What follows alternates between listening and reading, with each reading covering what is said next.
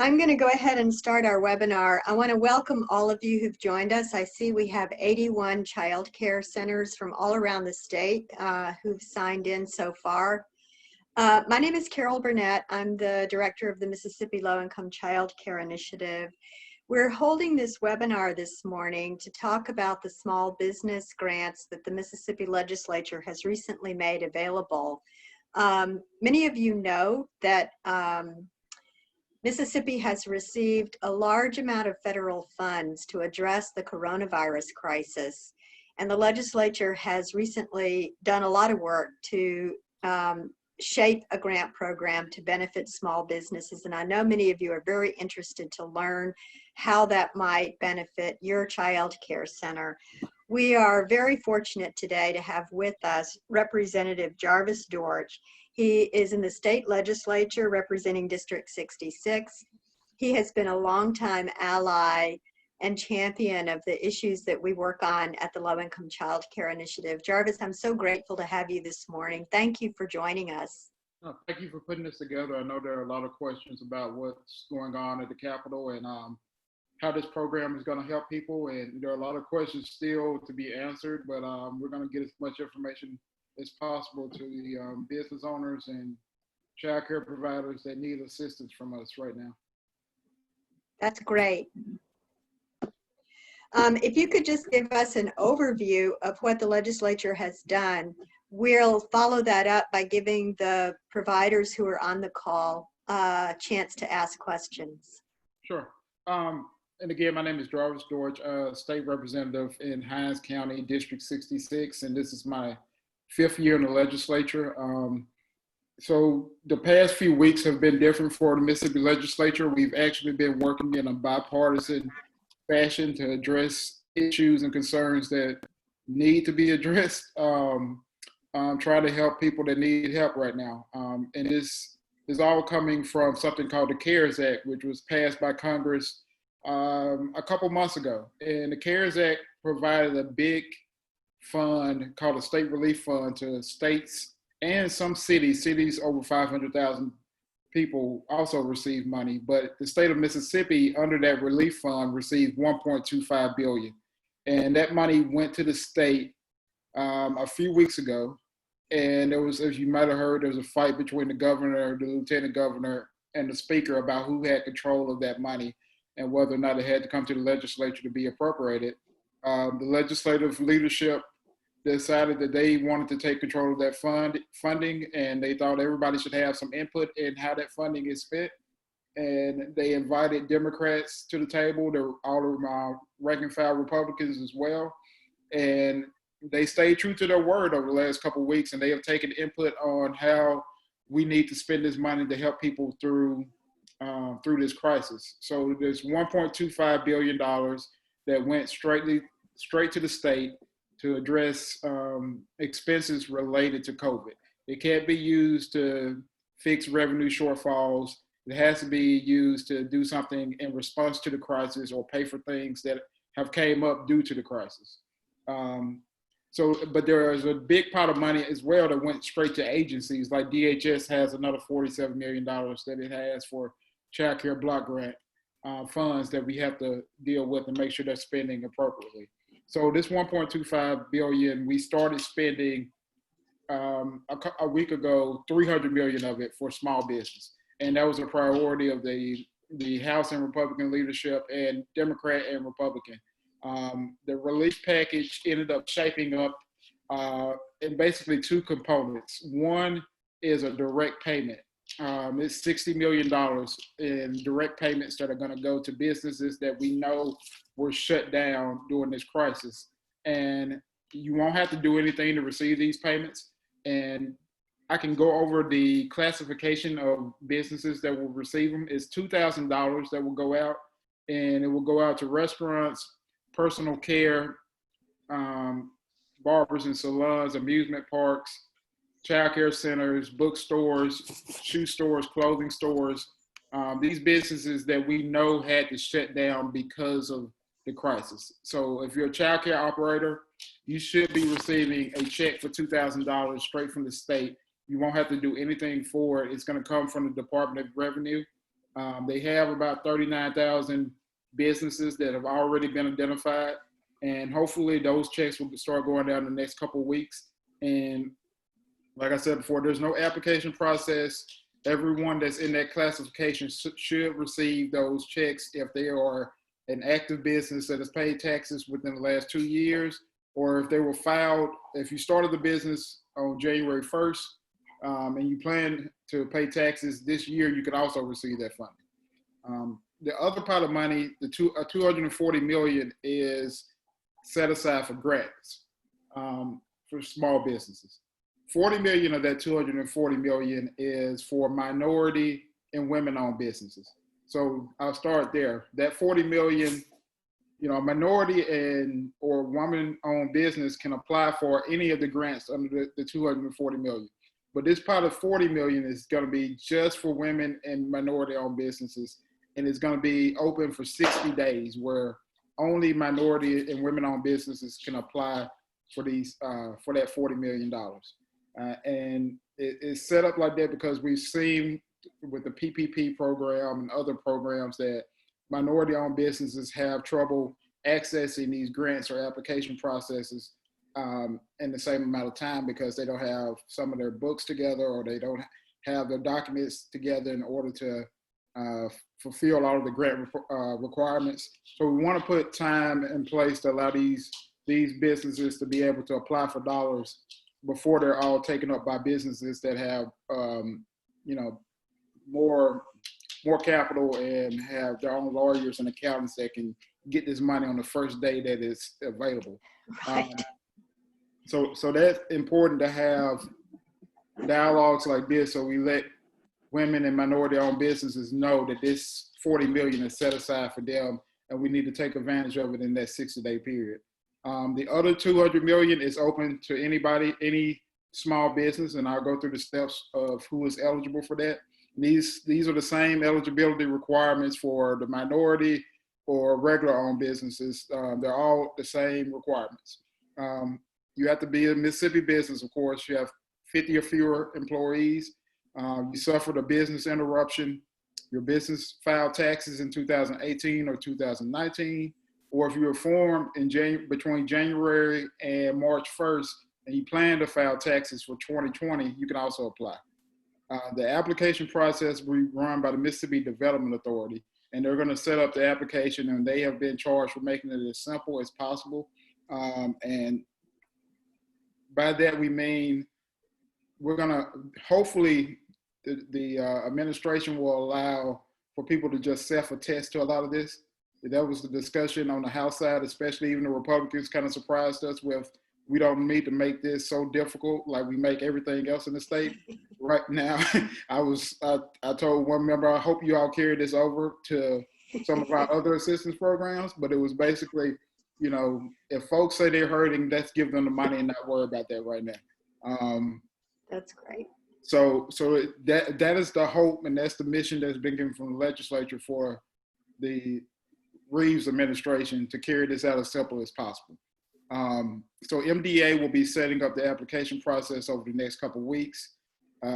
This is what you can apply for. So you can apply for up to $25,000. And there are two ways you can apply. You can do non-itemized or itemized. Non-itemized is basically you saying, as a business, you're going to get $1,500 base, and then $500 for each additional full-time employee that you have. So if you have 10 full-time employees, you can get $5,000 for them, plus that $1,500, and you just self-attest that, and that's your application. Or you can do itemized, which is you put down all of your eligible expenses. And there was a fight between the House and the Senate about whether or not you could apply for lost revenue, and the lieutenant governor, and I think the governor as well, believes that you're not eligible to do that under the CARES Act, which says states cannot use the CARES funding for lost revenue, and they applied that to businesses as well. So eligible expenses will include things like mortgage, rent, utilities, payment to employees, any type of cleaning, anything that you had to spend related to COVID to stay in business, or of course like rent, things you had to do to keep your business open. You can apply for all of those as itemized expenses, and that'll be in the application process where you can detail that out. And instead of doing it non-itemized and just doing a straight $5,000 for all of the employees that you have, that may be the way to go. I think you're just going to have to go through your own books and see what you have spent on, because we do know that Shad White, the state auditor, is out there, and he's going to be charged with, auditing these grants and making sure that money was spent correctly. The process is going to be simple, but you do have to be mindful of actually having documentation of some of the expenses that you've incurred. And they're going to be looking back at 2 months of expenses. So if you can get reimbursed for 2 months of rent, 2 months of utilities, things like that. Also, for folks that receive PPP funding or any other type of assistance from the federal government, those people will be at the back of the line. And that means that if you didn't receive anything, you get 21 days before they do to apply for grants. So we wanted to make sure that businesses that weren't able to receive any of the federal funding that was set aside before, we want to make sure that those businesses can access it first. Then after 21 days, it opens to anyone. And there is a reduction, up to 50% reduction if you did get PPP program funding. A part of your grant can be reduced if you've already received that money. But we know a lot of people missed out on that because it was a difficult process, and it just ran quickly, and the banks the banks really, honed in on their existing businesses and wanted to make sure that they kept those businesses going. So that's like a broad overview of the program. Right now, we're waiting on MDA to get everything set up for the application process. We've actually appropriated money to them outside of this to give them the funds they need to set this up. One of the bad things about the state right now is that our state government has been beaten down so much over the past 8 or 10 years that there's literally no state agency that could administer this program. The Republicans, Democrats, we all sought input from agencies like the Department of Revenue, Treasury Department, Mississippi Development Authority. They all said that we just don't have the staff or capability to do this right now.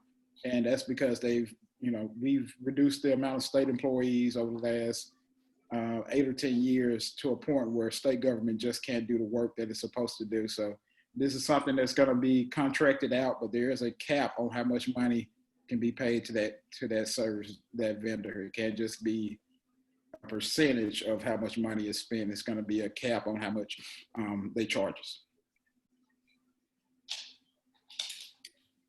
Thank you so much, Jarvis.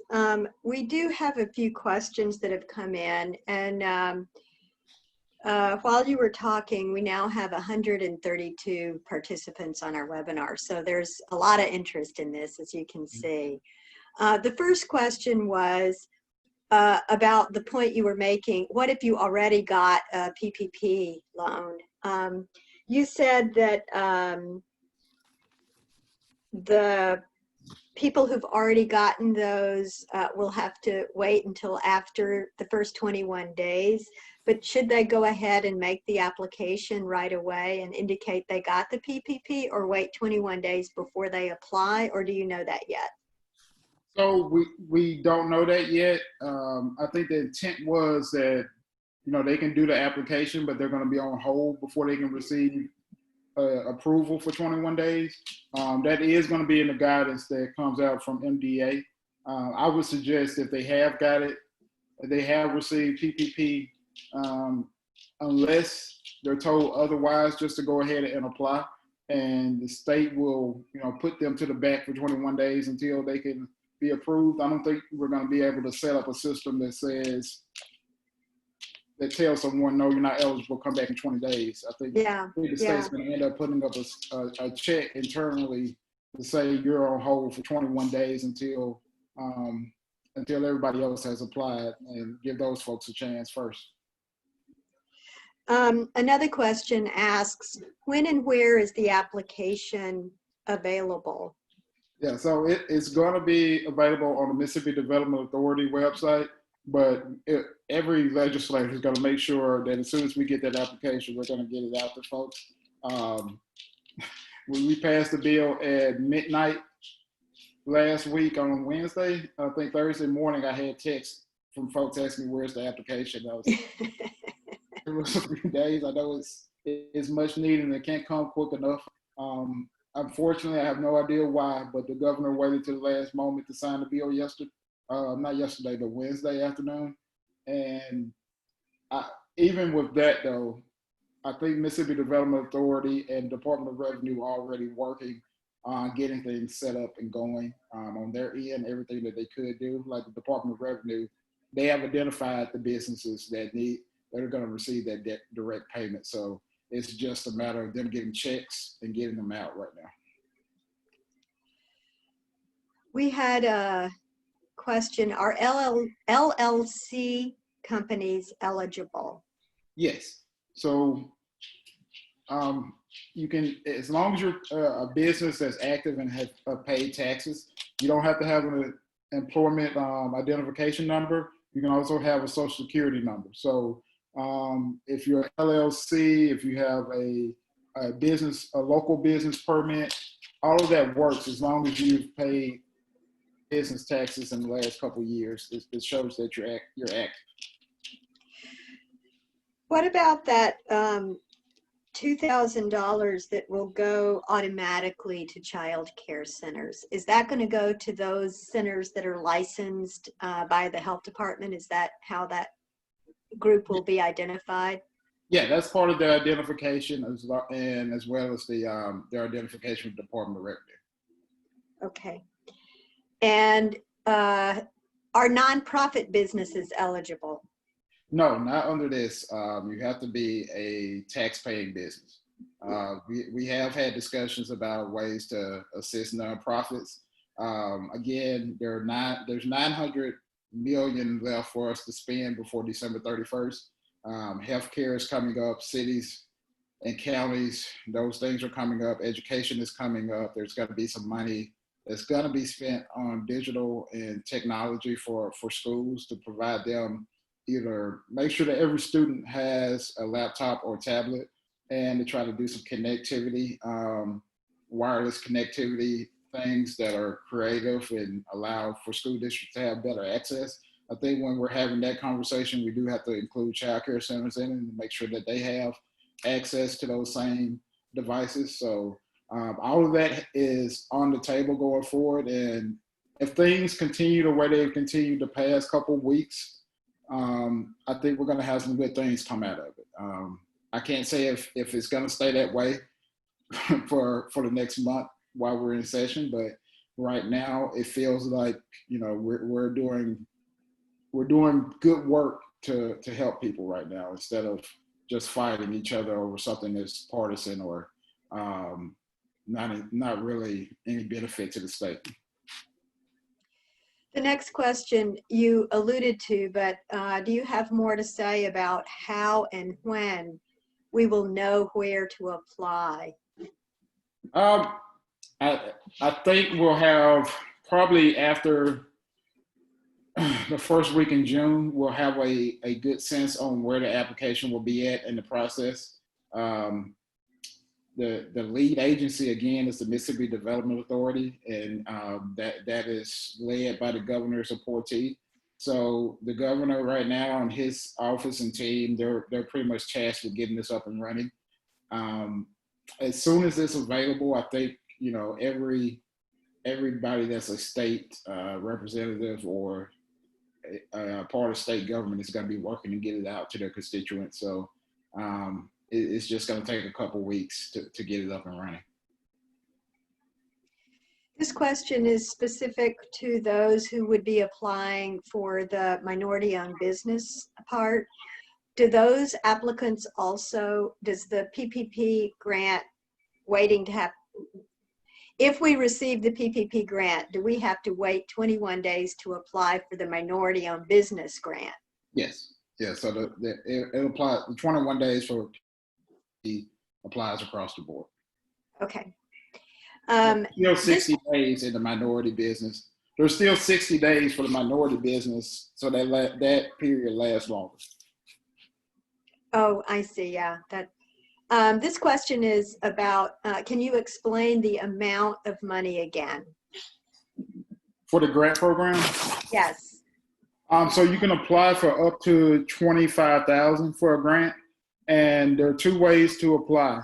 One is the itemized or non-itemized, and the second is non-itemized. So the non-itemized is the simplest way to explain it is your a base payment for your business, which is $1,500, and $500 for each additional full-time employee that you had at the time of the crisis. So if your business was interrupted, you had 10 full-time employees at $500 a piece, you're going to get $5,000 for them, and plus the $1,500 for your business. So that's $6,500 that you would apply for. And all of that is you're going to be signing basically an agreement that this is the case.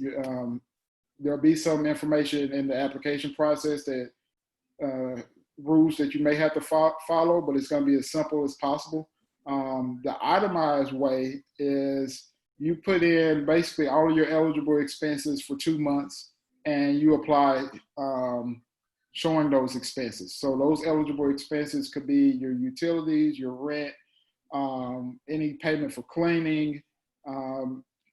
It's going to be basically anything that you can show that cost you other than lost revenue. You can't say I lost, $5,000 because people didn't come in. That is restricted under the CARES Act. So anything that you spent during a 2-month period to stay in business, basically, you can show in an itemized way. You're going to have to document that, and you can get reimbursed for. So that would be the amount of your grant, depending on what your expenses were, up to $25,000. Will the $2,000 grant that's going to be automatically sent go to businesses that closed? It will. So yes, but unfortunately, I think there are some businesses that missed out in this classification, like dentists or some medical providers. But it's the list of businesses is all based on a code system that they have at the Department of Revenue, and it's the businesses that were closed by the federal government or closed by state government. So that includes the child care centers, restaurants, barbers and salons, clothing stores, furniture stores, shoe stores. But again, these are only for Mississippi businesses with fewer than 50 employees. So when you're talking about a clothing store, we're not talking about Belt. We're talking about somebody that owns a boutique on Main Street or some type of small shoe store. We're not talking about big businesses that aren't based in Mississippi. And will that grant only go to businesses that closed? Yes, that $2,000 will only go to those that were ordered to be shut down by the government. If a child care business gets this grant, will they have to pay the money back? No. Is it a loan or a grant? It's a grant. All of these are grants. And let me go back on what I just said. You didn't have to shut down altogether, but if you had to restrict your operations, I know some child care centers stayed open for, had to shut down a lot, but didn't completely close. They're still eligible as well. I'm sorry about that. Okay. So it's not. So there are some businesses. So if there's a restaurant that did curbside, they can get the $2,000 as well. If it's closed or curtailed their business because of order of the state or local government or federal government. Okay, that's good to know. Thank you for that clarification. Is the minority business grant application a different application or the same application? We think it's going to be basically the same application, but it's only going to be eligible. Only people that can be eligible for that pot of money are going to be minority or women-owned businesses. So a minority or woman-owned business can apply for either pot of money, but it's going to be the same process. It's going to be the same qualifications. It's going to be up to MDA how they segment that. but it's supposed to be, you know, the same criteria. If I owned a business and I wanted to apply for that 200 in that 200 million pot instead of the 40 million pot, I could apply for the 200 million pot. It's going to be up to that owner, but again, this money is going to be available just for minority-owned businesses for that 60 days, but it's going to be the same criteria. So there's a question: can you apply for both, the regular and the minority-owned? So I think you can apply for either or. I don't think you can do both because I think it's just one application process. You're basically applying for the same grant. It's just different. The eligibility is just different based on race or sex. But yeah, I wouldn't want to try to get someone in trouble saying you can apply for both. I think it's Okay. If you got one business can apply for one grant. And what defines a business as a minority business or a woman-owned business? A business owned by a person of color or a woman. I can get the criteria that is used. I think it's the same language that's used in a lot of our programs that we've had on the different models, but I can get that exact language for you and share it with you so you can get it back to the centers. But the specifics on that or what MDA is going to have, I'm not sure right now. There was a question, do you have to apply for the 2,000? I believe you said that's going to go automatically, right? No, yeah, you don't have to apply for that, no. But once it starts going back, and if you see child care centers that aren't getting that grant in the mail, we definitely need to know about that and try to figure out what's going on and get that corrected. Will businesses have to do the forgiveness form?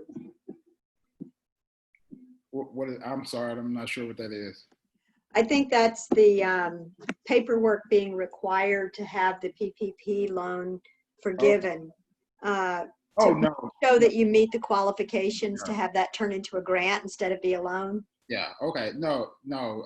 It's everything in this is a grant, so that none of this has to be repaid.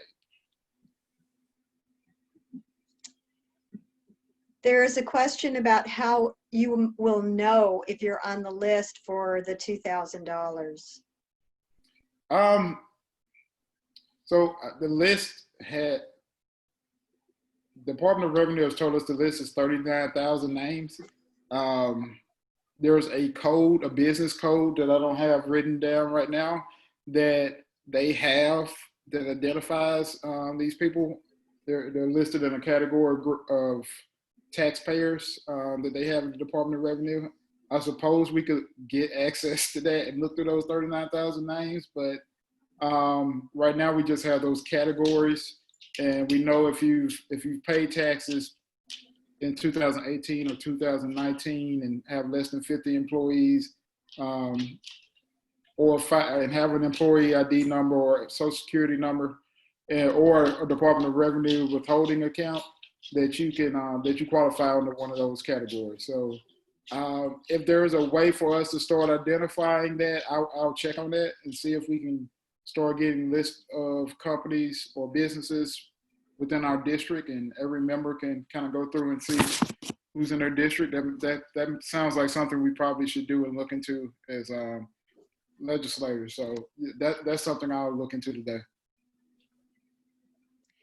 Could you say again about the 2 months? Does that include 2 previous months or months going forward? 2 months during the 2 months during the emergency. So we're pretty much looking at March and April, or April and May. We're looking back at the period where you were by state order or federal order or local order closed, or your business was curtailed. If you apply in the 40 million pot and aren't approved, can you then apply in the 200 million pot? Yeah, I would apply until you're approved. If there's a reason you don't meet the qualifications, the qualifications are the same, but I would, if you think you should be eligible, I would keep applying and talk with your legislator or someone else about what may be wrong with your application. But if you think you meet these qualifications, I will keep applying regardless of your initial determination.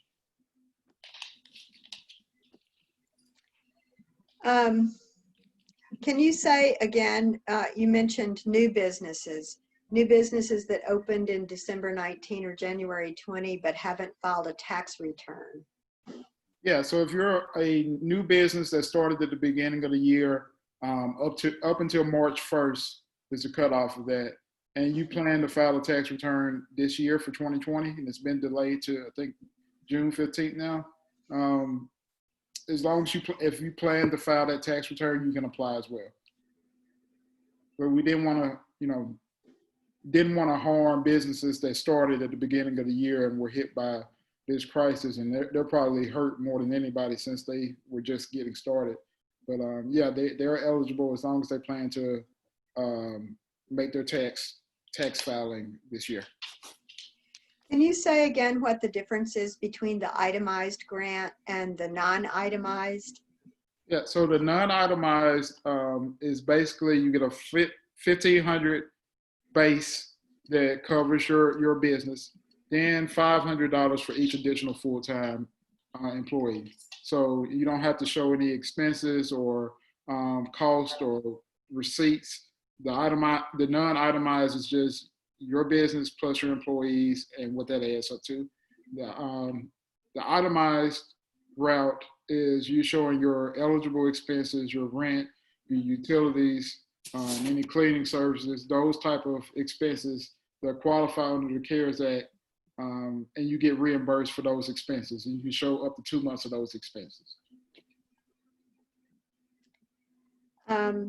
There's still a few questions about centers that might have had to close for a few days, or closed part of the time but not all of the time, or closed all of the time. I mean, can you clarify again the qualification for that 2000 automatic funding, that you were either closed or you were just economically impacted, you said? Yeah, so if you're restricted and by the social distancing order, you can only have 10 people in a space, you couldn't have as many kids in the center as possible as you normally do. You were affected, so you should be eligible, even if you weren't completely shut down. And I'm sorry for misstating that before, but if you didn't have to be completely shut down, if you were restricted in how many children you could serve in a day, you qualify as well. So any city, and this was before the governor issued his order, so if you were in a city like Jackson or Starkville and the mayor had issued a municipal order, you qualify as well. So as long as you were following some type of executive order from a local government, the state government, or the federal government, you qualify. Because Governor Reeves never told child care centers at the state level that they all had to close. Yeah. Yeah. So I think their eligibility comes from the fact that the stay-at-home order, which was drafted strangely, to live up to that order, the centers could not have the normal amount of children that they normally have. So they were impacted in that way. So even if you didn't shut down, you still couldn't have the same number of kids at your center. There's a question about what will be considered the 21-day wait period. So the wait period, 21 days and the 60-day, starts when the application is live. So when the application is, you're eligible, you're able to submit the application, that's the day it starts. So if it's June 1, then 21 days after that. So whenever you're able to actually submit an application, that's when it starts.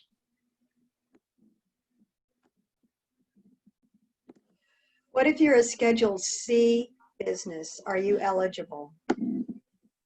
Yes, if as long as you've been paying taxes or plan to pay taxes this year, you are eligible. If you apply using itemization, can you still add the base and the 500 per full-time employee?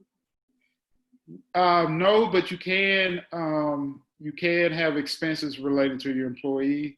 Um, there are things if you're a business that had to do things so people could work from home. Um, you had to do some more training for your employees, like restaurants are having to do right now, to provide PPE to their employees, things like that. You can write those things off. It's basically like looking for things that you could write off on your taxes, basically. What about for part-time employees? So they're going to issue guidelines on how we get to what is a full-time or equivalent employee. The federal guidelines, we didn't spell this out in the law, but the federal guidelines are basically 30 hours a week, or 130 hours of service per month. So we're going to be talking with MDA about how they're going to classify that and whether or not you can merge, two part-time employees into a payment for one full-time, because it says full-time equivalent. That's what we're going to be asking for MDA to spell that out in the application process to get as many employees qualified as possible. Is there a timeline for the 2,000 to be awarded? No, but it should come out first. Like I said before, Department of Revenue has the names of the businesses that they say qualify. The money is already here, it's already in a bank account. So this is just about issuing checks and getting those checks mailed out. So this is something we hope will take place in early June. So that shouldn't take very long for it to start going out. Does your application have to be submitted by a bank or an accountant like the PPP loan had to be? No, it doesn't. If you have an accountant that can do your application for you, that's fine. And none of this is going through any bank. All of this will be going through MDA, through the state, and they'll do the application process. If you have an accountant, they probably can do it quicker for you, but if you don't, you should still be able to get the process in. We have asked that they make it as simple as possible, so everyone, no matter what, if you have an accountant or a lawyer on retainer, everyone can be able to complete this and get this in. There's a question about the point you made earlier about what is the maximum amount you can request? Under the grant, it's $25,000. What is considered the 2-month period for itemized expenses?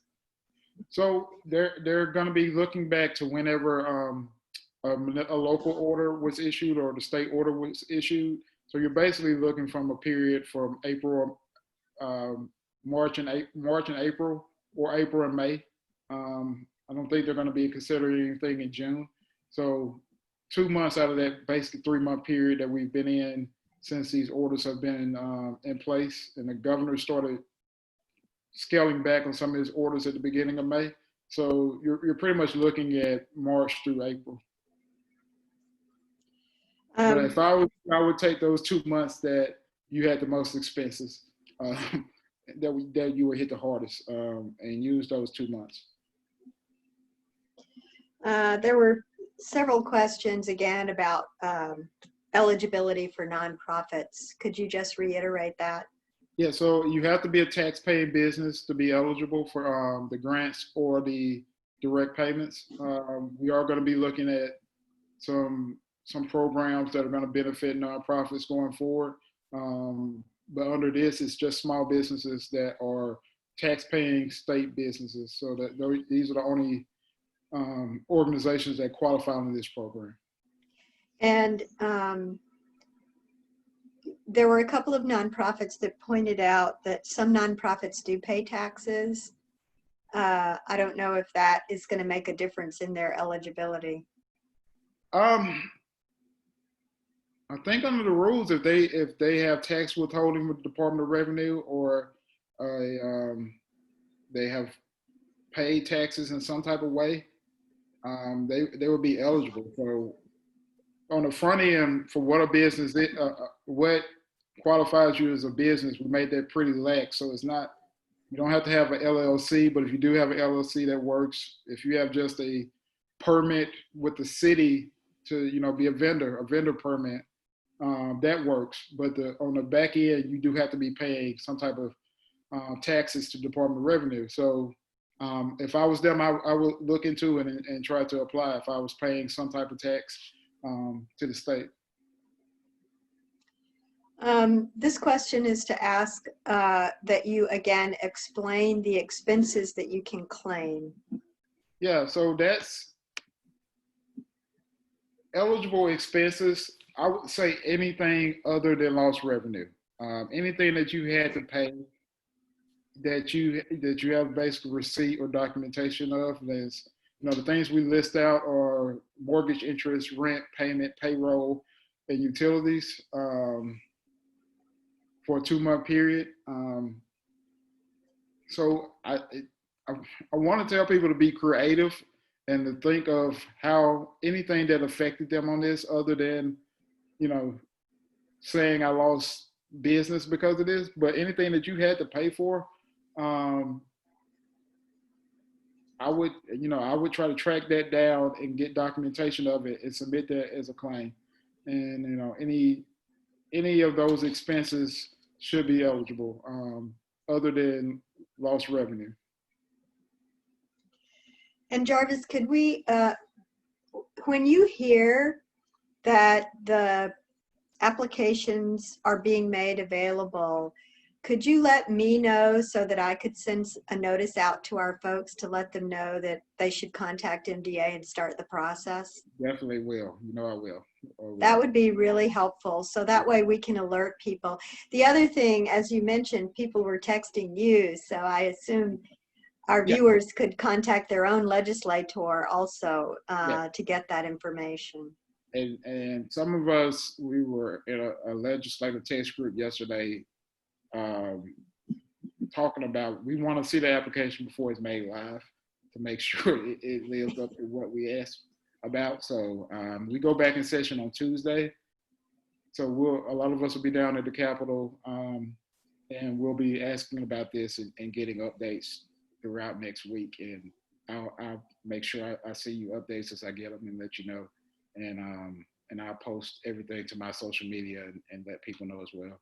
That's great. And we will use your updates to pass along to all those who've participated in our webinar. And at this point, that number has grown to 142. So it is, there's a lot of interest. Yeah. I know there are a lot of questions, and we really struggled with this. There was more input on this bill than normal. Carol, you're at the legislature a lot, and you know how the process can be kind of closed door, but this was a bipartisan effort, and our chairman, Robert Johnson, did a great job at being at the table for us in the final negotiations.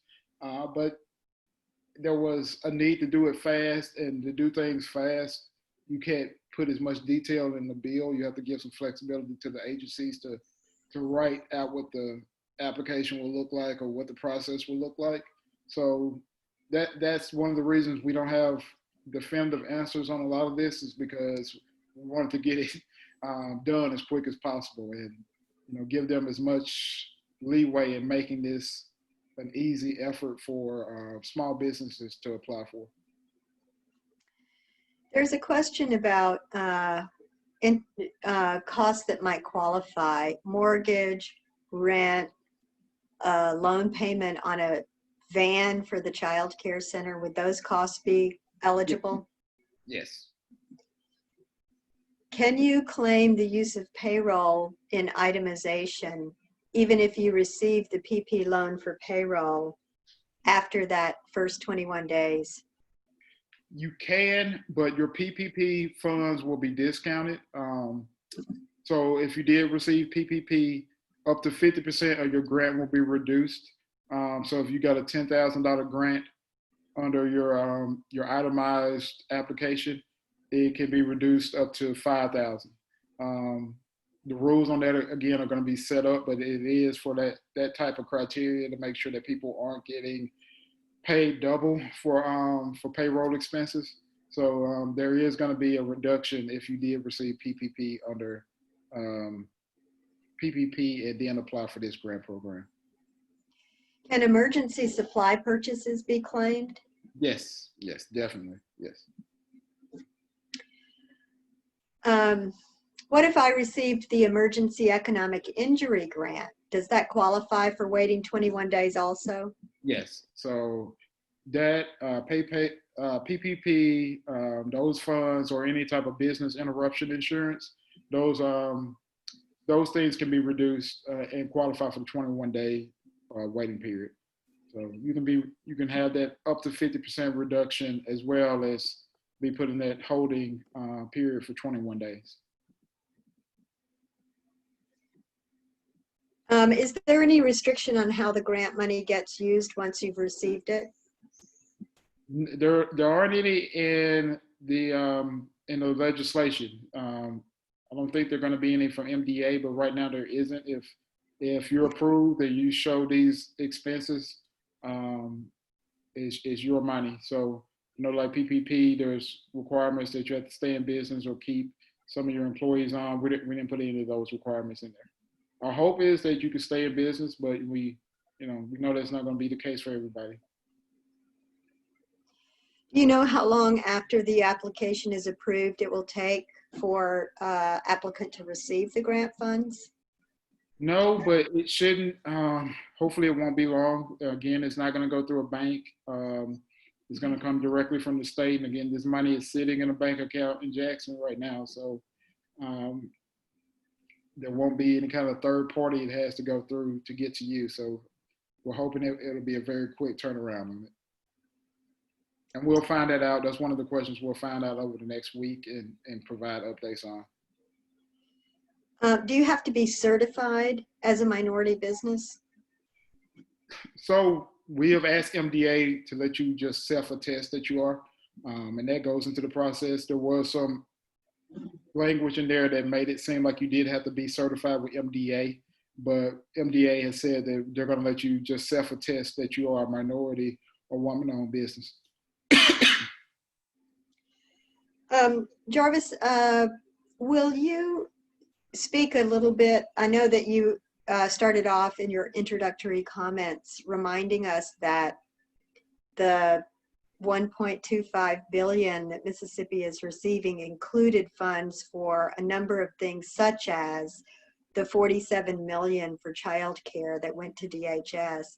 Is the legislature making any legislative decisions that tell DHS how to spend that money, or does that money go to them to use at their discretion the way they do the child care block grant money normally?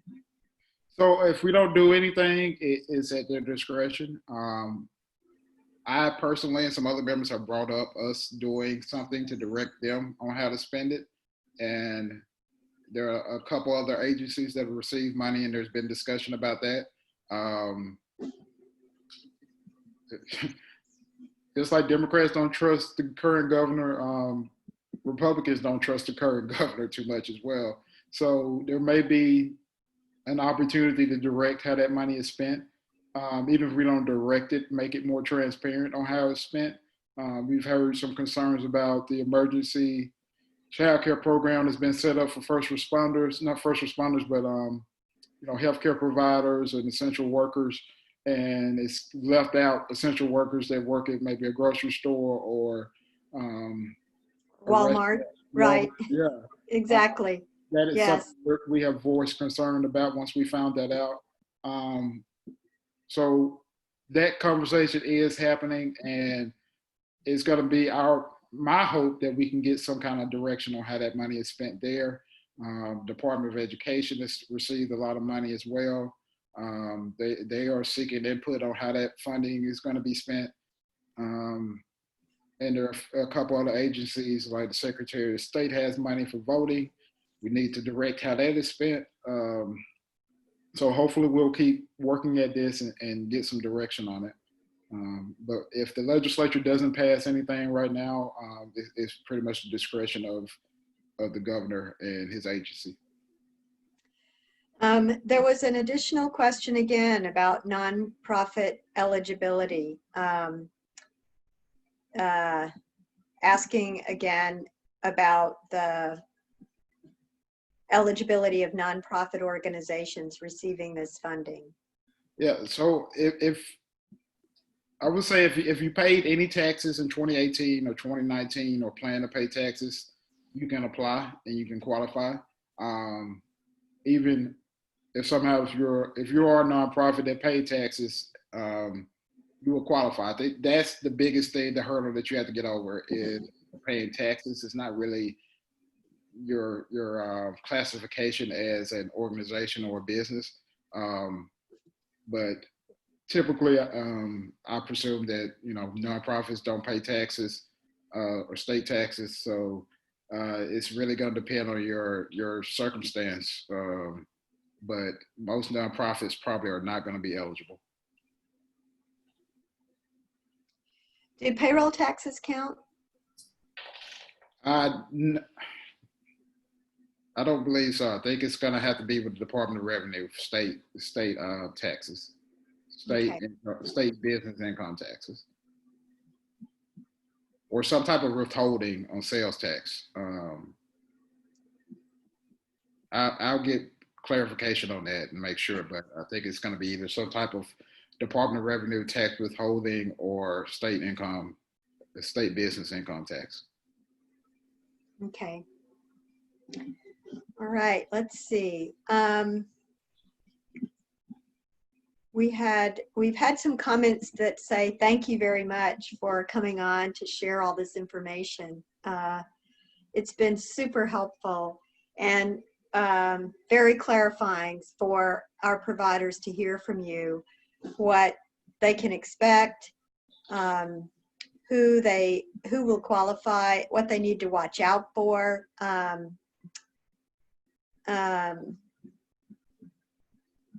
Let's see.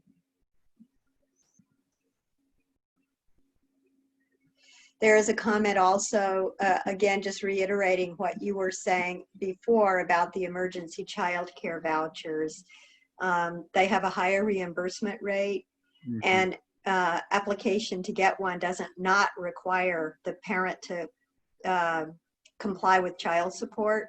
That's exempted for those certificates and not for regular ones. So there's some real inequities between those two programs. And as you mentioned, the low-income workers who've been identified as essential workers by Governor Reeves don't qualify for those emergency vouchers. So there was a comment just reiterating that point that you had made. I promise we're going to take that up once we get in Tuesday with DHS and see if we can get some changes there. And we're going to push for legislation on childcare, on the childcare block grant. And we've had some discussions over the last week about doing something on TANF. Not a whole lot, but at least putting some type of guidelines in there for transparency. Not as much as I think we should do, but hopefully we'll get something out of this crisis. The TANF crisis, one of the many crises that we've had to deal with this year. Yeah, I want to thank you for all the work that you've done trying to intervene on the misspending of TANF funds, the effort to make that much more transparent, and to direct those funds to those families who need it most. You've championed those issues, and I want to thank you for all the work you've done in the legislature on that. Oh, thank you, and thank your staff, you and your staff, for getting a lot of the information and data on what's been going on the past 8 or 9 years with TANF. This is not something that just happened overnight. That's right. That's right. It's a really terrible program that's been run over there. Well, Jarvis, thank you so much. I really appreciate you taking the time to be with us on this webinar today. Those of you who participated, we will send out a notice as soon as the recording of this webinar is available so that you can refer back to it. I know there was a lot of information included. As I said, we are going to let you know when we hear from Jarvis when these applications are live and available for you to pursue. If you have questions, if you want to direct them to us at info@mschildcare.org, we will try to get the answer and get that information back to you, because this is a terrific opportunity for child care centers in Mississippi that have really suffered during this coronavirus period. And this opportunity is available as a result of the work done by legislators like Representative Dortch. So thanks again. You all have a great day. Goodbye.